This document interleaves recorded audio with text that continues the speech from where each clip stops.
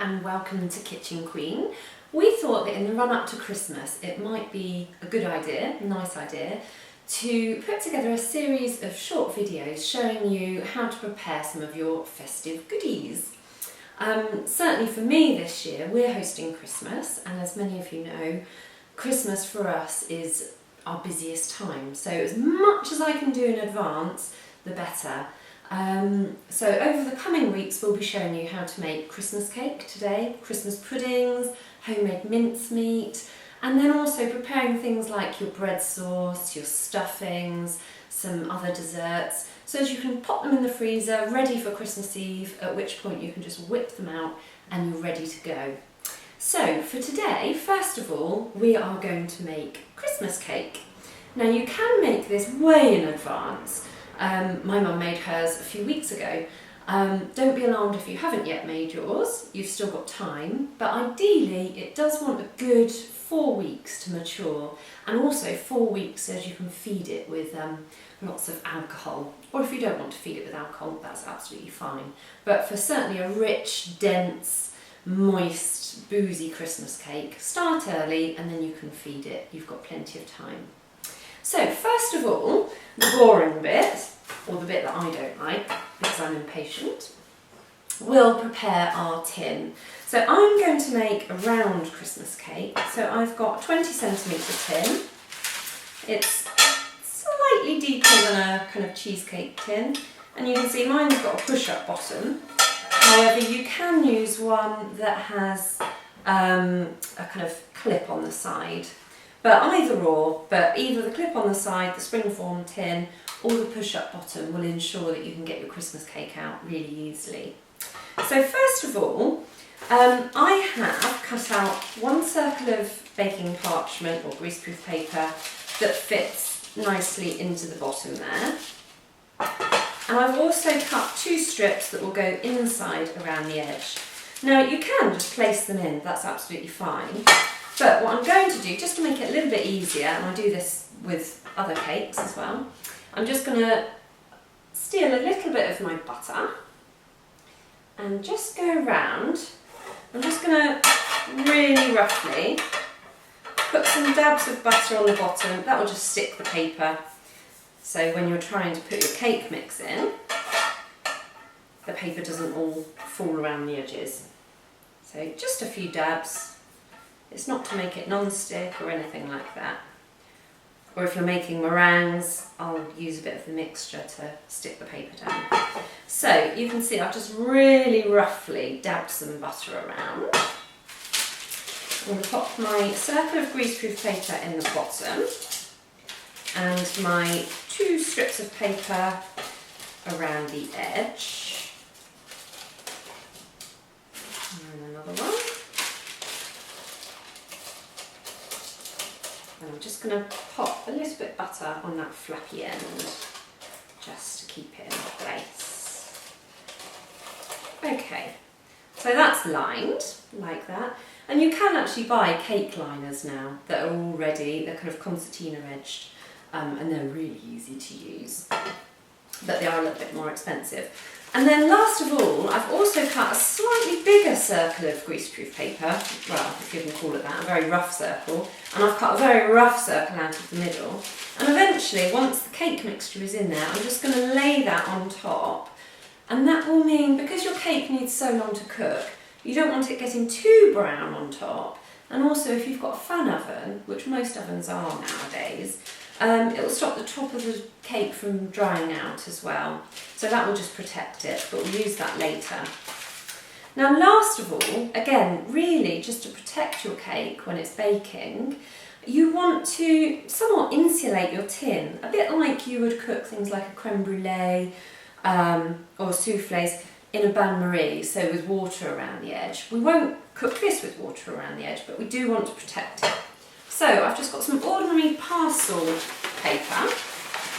I've measured it so it goes around the tin this way, nicely. So now I'm just going to fold it in half that way. So it will play ball for me. Just roughly, you don't have to worry too much. And then I'm going to fold it in half again, so basically into quarters. Doesn't really matter, and needless to say, you can just use some, if you've got some old parcel paper lying around, you can just use that. Okay, so I've got a strip, it's 4 bits of paper thick, doesn't have to be, it can just be 2. And then I'm going to wrap that around the tin, like that. And then to secure it, I'm just going to use some string, just ordinary string. Let's cut a couple of lengths. I don't know whether my string is very strong, so I'll tie it a couple of times. And then, this is the fiddly bit, or the silly bit, you just pop that around there, attach your, pop your string around it, stay.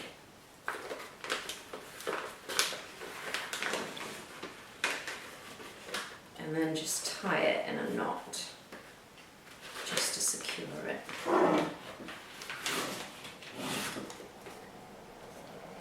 Okay, so that's absolutely fine, that's secure enough for what we want. I will just pop another one just in case that one pings off during cooking. So, there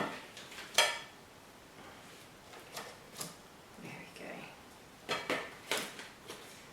And then those ends, you can either leave them, or if they particularly offend you, you can trim them off, just so they don't get in the way when you're putting the cake in the oven and taking it out of the oven. So,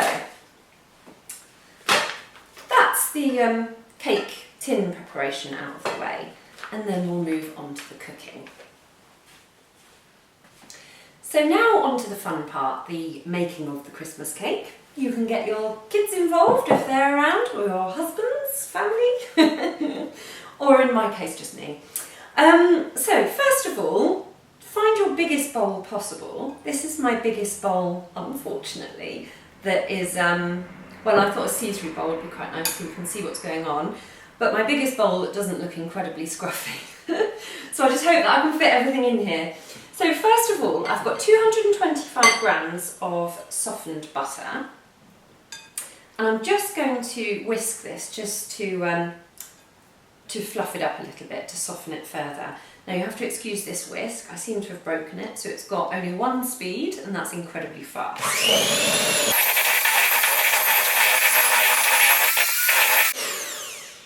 Okay, so that's softened up a little further. You don't have to worry about it being super white and fluffy, it doesn't really matter. You're after a nice dense fruit cake. Not ridiculously dense, not like a brick, don't get me wrong, but it's not like you're making a Victoria sponge cake.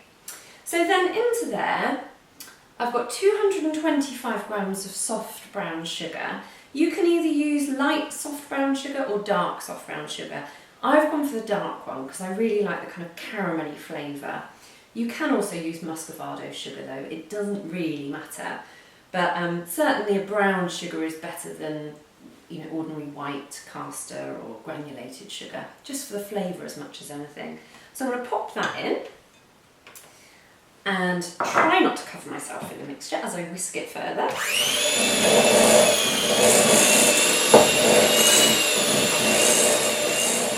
Okay, so that's all whisked in. Again, it's not massively light and fluffy, you can keep going with it if you really want to. But again, it doesn't really make too much difference. So now I'm going to start adding some eggs, one at a time, and you want 4 eggs. I would be inclined to buy free-range organic eggs if you can, and also buy large eggs because nowadays they vary. You know, medium eggs can actually be quite small. But I always think happy chickens make good eggs, which make good cakes. So especially with a light sponge cake, you'll actually find quite often you get much better end results if you've used good eggs, and fresh eggs as well, needless to say. So one at a time, we'll add those. We'll just whisk briefly in between each one. And the next one.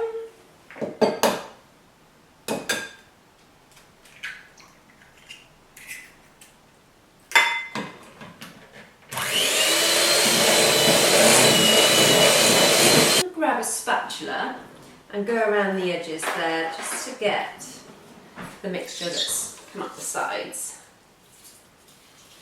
There we go. Balance that one there. So another egg.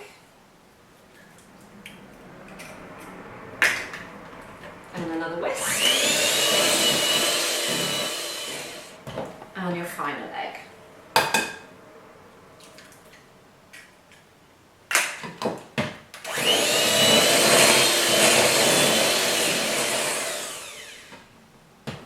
Okay, so now you've got quite a light and fluffy mixture there. Your butter, sugar, egg.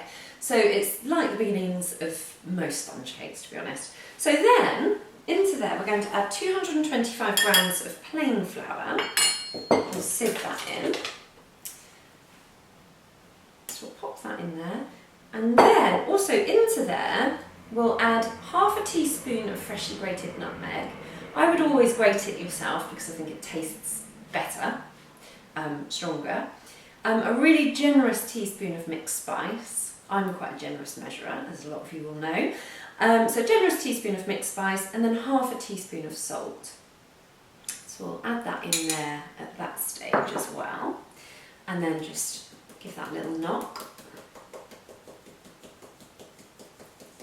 And then you can either whisk this or you can fold it. And if you've got a KitchenAid or a stand mixer, you can just keep adding your ingredients into your stand mixer. Okay, so I'm going to fold that in. So go round and over, round and over. You can either do that with you can either fold with a big metal spoon or a spatula. Okay, oops.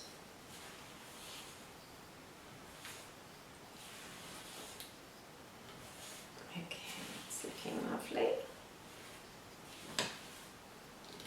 By folding, you keep all of the air in, that's the idea. You've got millions of little air bubbles that you've just spent time whisking into the mixture, and you want to keep those as much as possible, particularly if you're making a traditional sponge cake, so a Victoria sandwich, coffee cake, lemon drizzle cake.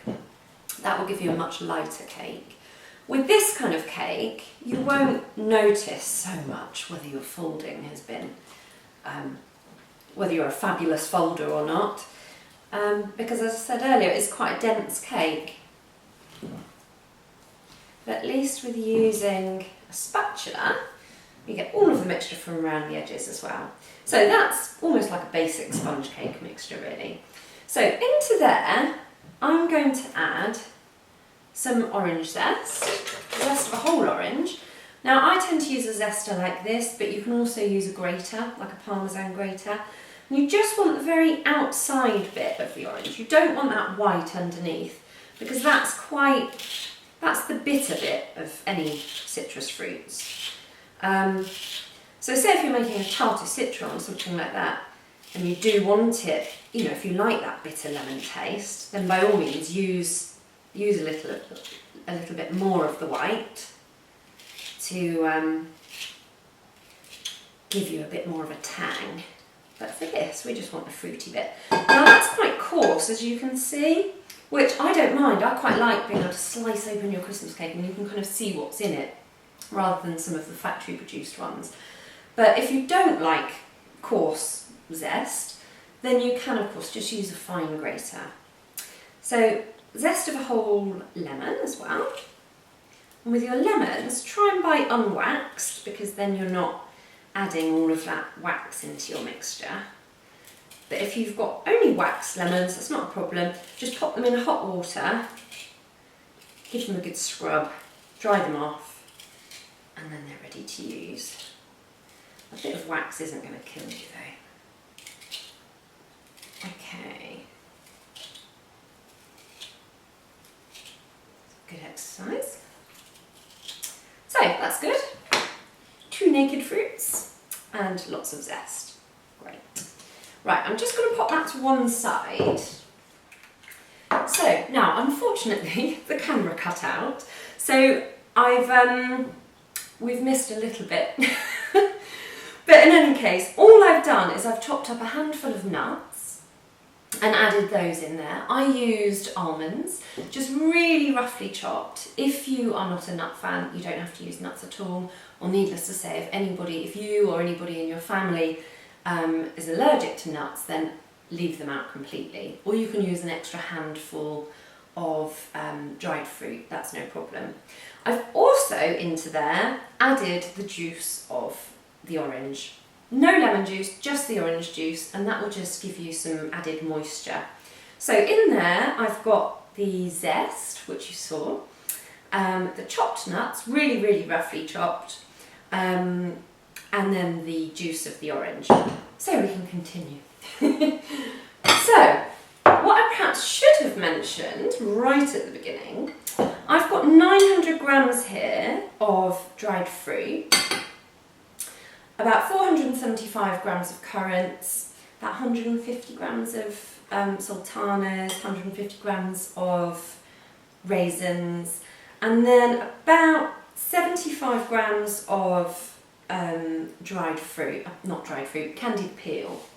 Now with the candied peel that I bought, I just want to show you, it came in big strips like this, which is good. It's actually often better quality. So all I did was take the strips, cut them up into little bits that are so big, like what you'd ordinarily buy. And then into there, and I also added a handful, or about 50 grams of glacé cherries, which I just cut in half. So I did that a couple of days ago, and then drenched it with 100 millilitres or 4 generous sized tablespoons of brandy. Now you don't have to use brandy, and you certainly don't need an expensive brandy. You could use whiskey, or before now I've made a fruitcake for a wedding and I used Cointreau, or Grand Marnier would work equally as well. Or you can just raid your liqueur cupboard and add whichever liqueurs you have available. Obviously within reason, brandy, whiskey, something Christmassy.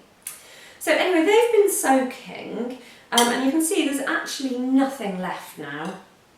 No alcohol. The fruit just plumps up a little bit, and again it adds moisture into your cake. You want to do that stage at least the night before, if you can, the night before you want to make your cake.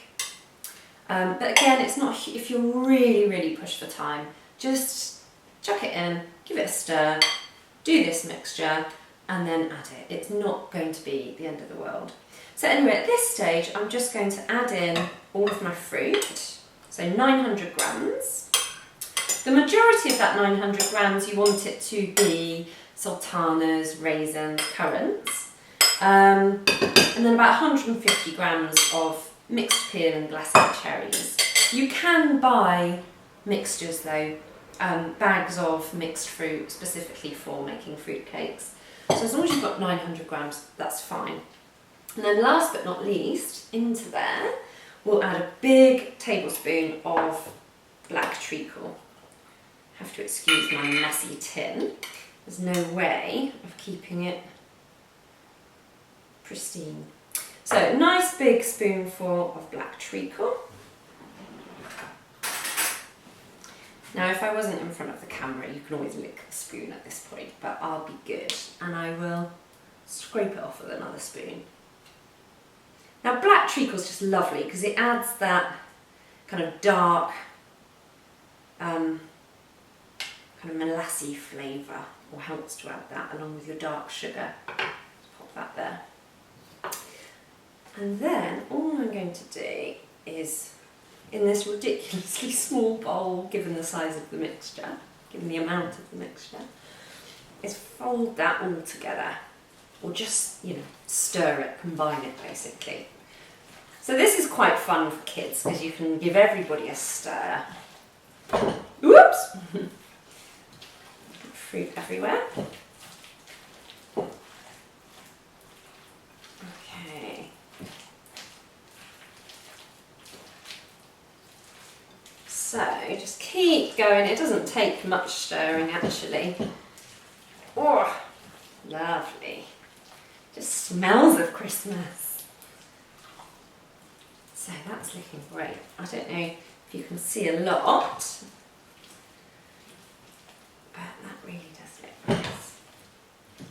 definitely a bowl to lick, this one. So excuse my messy fingers, but you can see that's all really well combined. It didn't take much mixing at all. So, we'll grab our tin back and I'm just going to pop that straight in. Whoops. And it will pretty much fill your tin, which is exactly what you want, because again you won't get much rise from it, so don't fill your tin and think, ooh crikey, is this going to overflow? It shouldn't do. Well, it won't do. Okay. So then I've got quite a rough top on there. I'm going to use my spatula to spread it out to even the top off. And then if you're planning to ice it and you want a really flat top, it's a good idea just to make a slight dip in the middle. Because it will peak up ever so slightly in the middle. So if you don't want that domed top, just run your spatula or your spoon in the middle. So again, I don't know if I can show you that, but it's just slightly dipped. And that is your Christmas cake. So now I'm going to pop that in an oven at 140 degrees. I'm going to pop my piece of paper on the top. So just not actually on the top of the cake, just resting on top of that paper, because the paper comes slightly above the sides of the tin. So you don't want that actually stuck to your cake. It's just really to protect it. If you find when you put it in your oven with the fan going, the bit of paper flies off, then you could just pop a little bit of tape either side just to hold it. See, mine's not behaving now. Or a little bit of cake mixture just to stick it down. So that goes in the oven for 4 hours at least. At 4 hours we'll open the oven, don't open the oven before that, and we'll test it by putting a skewer or a knife into the middle and seeing if it comes out clean. You might well find it takes up to 4.5 or 4 3/4 hours, 4 3/4 hours, depending on your oven, really, to be honest, and how evenly it cooks. Also worth mentioning, pop it in the bottom of your oven, especially if you don't have a fan, because again you don't want that top to get too much heat. So if you're in a conventional oven, the heat obviously rises, so it will cook a little bit more on the top. So I'm going to pop that in the oven and I'll come back to you in about 4 hours time and we can have a look at it, and I'll show you how to tell whether or not it's done.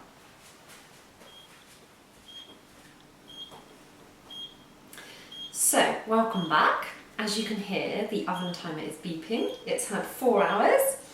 So let's take it out of the oven and see